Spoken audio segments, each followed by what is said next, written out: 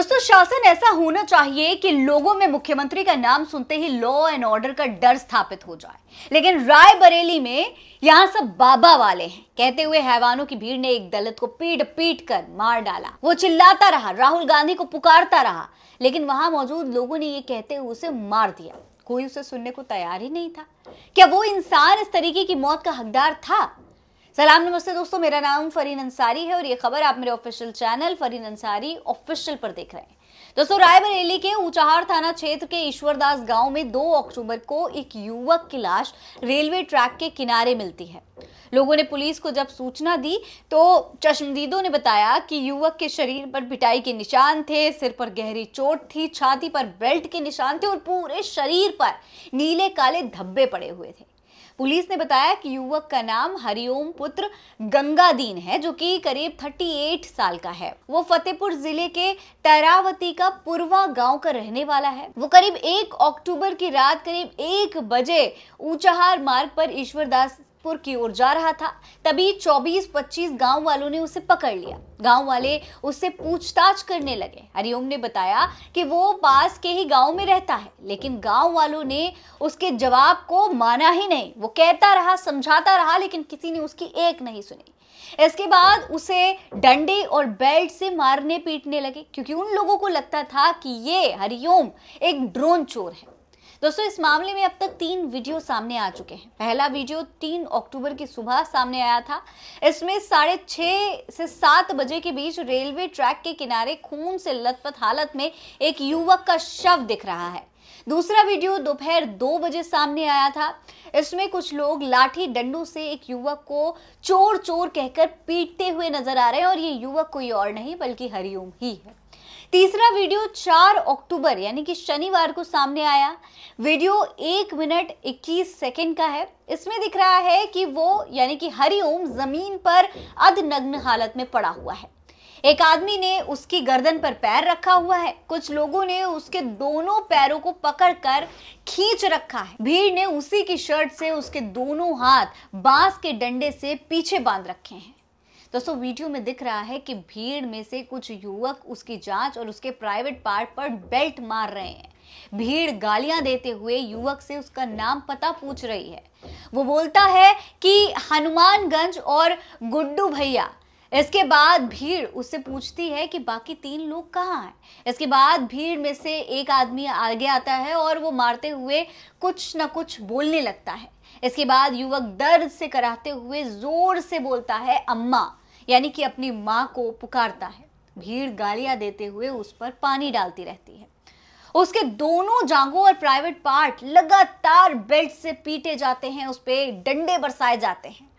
चेहरे पर पानी पड़ते ही युवक जोर जोर से चिल्लाकर राहुल गांधी का नाम लेता है। राहुल गांधी चिल्लाता है।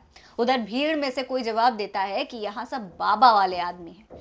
कुछ कहते हैं कि भगत सिंह का नाम ले लो, कुछ कहते हैं चंद्रशेखर आजाद का नाम ले लो। इसके बाद वीडियो में एक युवक कहता है कि इसे मारते हुए थक जा रहे हैं, यानी कि वो इतना मार रहे थे कि उनके खुद के हाथ थके जा रहे थे, पर मारने से पीछे नहीं हट रहे थे। युवक बार बार कहता है कि भाई मैं चोर नहीं हूं, लेकिन गांव वाले नहीं सुनते। पिटाई के बाद इसे अधमरी हालत में रेलवे ट्रैक के किनारे फेंक दिया जाता है।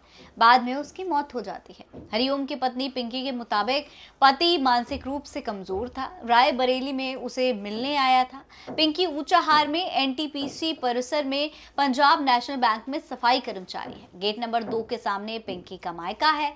इस समय वो मायके में ही रह रही है। दोस्तों, सरकार के लिए ये अत्यंत शर्म और चिंता की बात है कि यहाँ उत्तर प्रदेश में इस तरीके से भीड़ उनके नाम पर यानी कि मुख्यमंत्री के नाम पर ठहाके लगाकर एक दलित की निर्मम हत्या कर रही। दोस्तों, वो मुख्यमंत्री जो प्रदेश में बड़े बड़े शासन प्रशासन के दावे करते हैं, जो ये कहते हैं कि गुंडा माफिया प्रदेश छोड़कर भाग गए हैं, आज उनके तमाम दावे इसलिए खोखले हो गए क्योंकि अब ये बात तो साफ हो गई है कि भीड़ भी गुंडा है और इस तरीके से गुंडा बनकर किस तरह से दलित पर अत्याचार कर सकती है। दोस्तों, प्रदेश में मुख्यमंत्री के नाम से लोगों में कानून व्यवस्था का डर स्थापित होना चाहिए, न कि मॉब लिंचिंग की प्रेरणा मिलनी चाहिए। लेकिन यहाँ भीड़ को देखकर ऐसे लगता है कि मुख्यमंत्री के नाम पर वो किसी भी तरीके के कानून को तोड़ने के लिए तैयार है। उन्हें लगता है कि अगर मुख्यमंत्री का नाम लेके वो कानून तोड़ देंगे तो उन पर कोई एक्शन ही नहीं होगा। हालांकि वहीं दोस्तों, इस पूरे मामले में कांग्रेस ने कहा है कि योगी ने अपराधियों को खुली छूट दे दी है। इस पूरी घटना को लेकर कांग्रेस ने सोशल मीडिया प्लेटफॉर्म एक्स पर एक ट्वीट भी किया है। इसमें लिखा है कि रायबरेली में दलित युवक की पीट पीट पर हत्या करने की खबर बेहद दुखद है। शोकाकुल परिजनों के साथ हमारी संवेदनाएं। वीडियो में दलित युवक आखिरी उम्मीद के तौर पर जब नेता विपक्ष राहुल गांधी का नाम लेता है, हत्यारे तब भी नहीं रुकते, उल्टा कहते हैं कि हम बाबा वाले। ये घटना बताती है कि उत्तर प्रदेश में योगी आदित्यनाथ ने अपराधियों को खुली छूट दे रखी है। खास तौर से दलितों के खिलाफ अपराध को लेकर वो आंख मूंद कर बैठे हैं। यही वजह है कि दलितों के खिलाफ अपराध के मामलों में यूपी नंबर 1 है। हालांकि दोस्तों, जिस तरीके से हरिओम ने मरने से पहले राहुल गांधी को कराहती हुई आवाज में पुकारा है, उसमें उम्मीद तो नजर आती ही है। मरने से पहले बचाने की आखिरी उम्मीद के तौर पर राहुल गांधी जनता को दिखाई दे रहे हैं। दोस्तों, ये आवाज राहुल गांधी तक पहुंचनी चाहिए और राहुल गांधी को हरिओम के घर तक पहुंचना चाहिए, जिससे हरिओम के घर वालों को ये भरोसा हो कि उन्हें न्याय मिलेगा। कोई और नहीं तो राहुल गांधी तो न्याय दिलाएंगे ही। साथ ही उन्हें हौसला मिले न्याय मिलने तक लड़ने का। इस मुश्किल घड़ी में राहुल गांधी उनके साथ हैं, ये उनको एक तरीके से सांत्वना देनी चाहिए, क्योंकि हरिओम को राहुल गांधी से ही उम्मीद थी और उम्मीद है कि राहुल गांधी हमेशा की तरह इन उम्मीदों पर पूरी तरीके से खड़े उतरेंगे। आपको क्या लगता है? अपनी राय कमेंट बॉक्स में लिखकर हमें जरूर बताइएगा। जय हिंद, जय भारत।